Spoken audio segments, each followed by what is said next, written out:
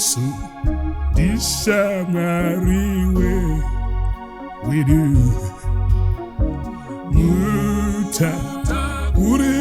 wakanaka tinokomborewa kwazvo o Yesu tine hama yakanaka unako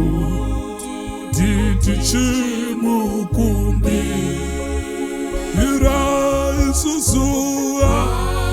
nofatswa kupindura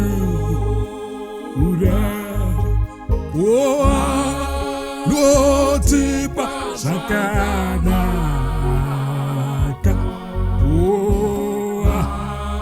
tichazo chaichiro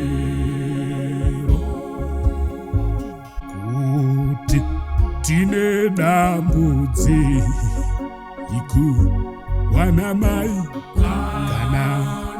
tine rurunziro wana baba hatizovi neurombo aiwa tinotenga kuna Jesu isusu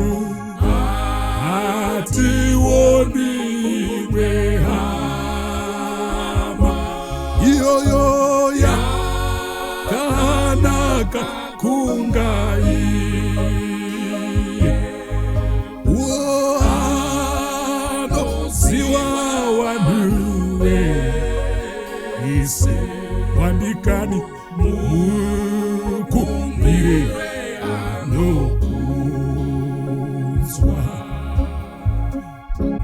kuti tisisinasi simbakani wadikani rekuita basa redu aiwa Jesu anotibatsira aiwa anotipa simba rake isusu kana kuti takatukwa oti nonyararidzwa ndiye o Jesu ndishamwariye wadikani rudo wake wakanaka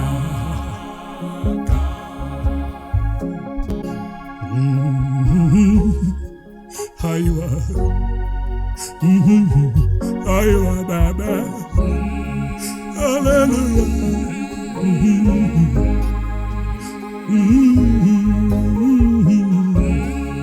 hallelujah baba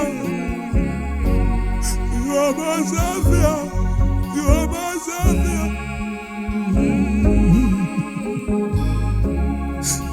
andiwoni imwe baba andiwoni imwe wadikani yakanaka kungai hallelujah anoziwa wanu wese nemazitawo